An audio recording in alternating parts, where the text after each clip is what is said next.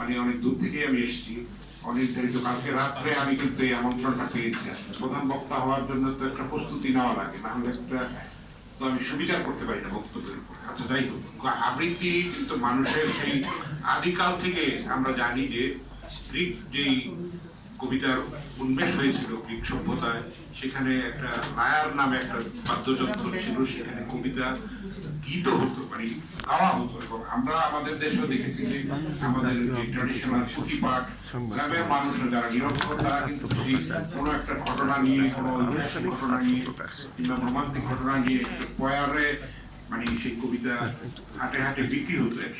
ছোটবেলায় দেখেছি সেটা কিন্তু মানুষের ছন্দের প্রতি দুর্বলতা আগের থেকেই আছে, এবং মানুষ ছন্দের প্রতি যে আসক্তি এবং পরম্পরাক্রমে সেটা কিন্তু ছড়া সাহিত্যের উন্মোষ হয়েছে, মানুষ মুখে মুখে ছড়া রচনা করেছে, লোকসাহিত্য এইভাবে বিস্তৃত হয়েছে সেই আদিকাল থেকে। তারপরে তো সভ্যতার বিবর্তনে অনেক বাকবদল হয়েছে, আবৃত্তি এখন শিল্পে পরিণত হয়েছে, এবং কবিতার ভিতরকার যে লাবণ্য, সেটা আবৃত্তি শিল্পী তার মেধা, মনন, প্রজ্ঞা এবং সম্পৃক্তির দ্বারা সেটা কিন্তু একটা সুন্দর অবয়ব একটা তারা দান করেন। সুতরাং কোনো কোনো ক্ষেত্রে কবির থেকেও আবৃত্তি শিল্পী প্রধান হয়ে ওঠে। যেরকম আমরা দেখি যে একটা গানের ক্ষেত্রে শিল্পীর নামটাই কিন্তু প্রথমে চলে আসে, সুরকার এবং গীতিকার উপেক্ষিতই থাকে। আমরা অনেক গীতিকারের নামও জানি না, সুরকারের নামও জানি না, কিন্তু শিল্পীর নামটা আমরা মনে রাখি। তো এটা একটা বাস্তবতা, যদিও এটা ঠিক না, তাদেরকে সেই যথাযথ স্বীকৃতিটা দেওয়া উচিত।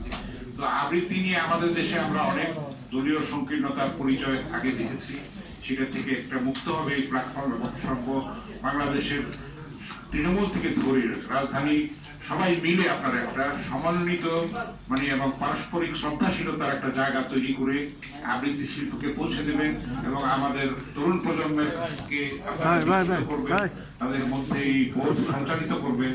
কারণ কবিতা হচ্ছে এমন একটা রিফাইন্ড শিল্প, সবচেয়ে সূক্ষ্মতম, আদিতম এবং কঠিনতম শিল্প একটা।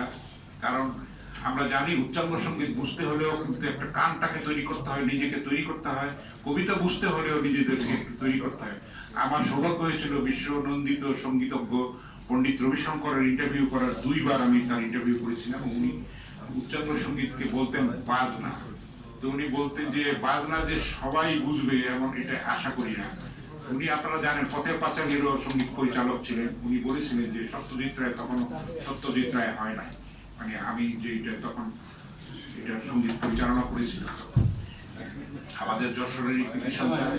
তো আমাদের আবৃত্তি বোঝার জন্য ছোটবেলা থেকেই শিশুদেরকে সেভাবে প্রস্তুত করতে হবে।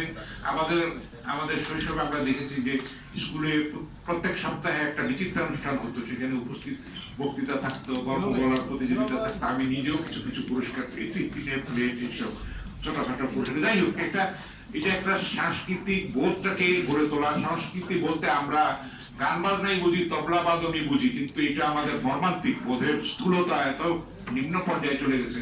সংস্কৃতি এত বড় একটা জিনিস, যেটা ভয় লেনিনকে একটা বই পর্যন্ত লিখতে হচ্ছে সংস্কৃতি নামে। রাজনীতি ও সংস্কৃতির মধ্যে অন্তর্ভুক্ত। আপনি কিভাবে চলেন, কিভাবে বলেন, তার আপনার আচার আচরণ, পোশাক আশাক, চিন্তা ভাবনা, সমস্ত কিছু সংস্কৃতির মধ্যে অন্তর্ভুক্ত। কিন্তু আমরা খণ্ডিত এই সংজ্ঞাটা দেই, ফলে একটা স্থূলতার পরিচয় হয়। আমরা সেটার বৃত্ত থেকে বেরিয়ে আসতে চাই।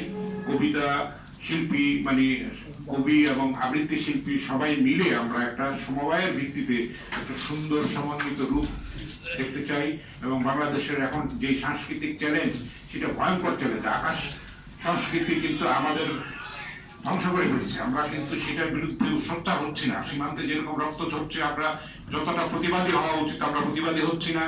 এই যে স্যাটেলাইট সংস্কৃতির নামে ভারতের চ্যানেলগুলি একতরফা আমাদের দেশে চলছে, আমাদের চ্যানেল চলছে না, সে ব্যাপারে আমি কাউকে সোচ্চার হতে দেখি না। আমি অনেক ফোরামে বলেছি, আমি ইসলামী প্ল্যাটফর্মের লোকদেরকেও বলেছি, কিন্তু আমি দুঃখজনকভাবে তাদের কাছ থেকে সাড়াটা পাইনি। আমাদের সেই মেরুদণ্ডের পরিচয়টা দিতে হবে, আমাদের নিজের প্রতি আস্থাটা রাখতে হবে। আমরা মুক্তিযুদ্ধে স্বাধীন করা একটা দেশ, আমাদের কিন্তু রক্তের মাধ্যমে আমরা এই দেশের স্বাধীনতা সার্বভৌমত্ব অর্জন করেছি। পৃথিবীর বহু দেশে সেই সৌভাগ্য হয়নি। ফলে আমরা সেই অহংকারকে যেন ধারণ করি, আমরা যেন একটা বহু মতের, বহু পথের পারস্পরিক শ্রদ্ধাশীলতার জায়গাটা তৈরি করি।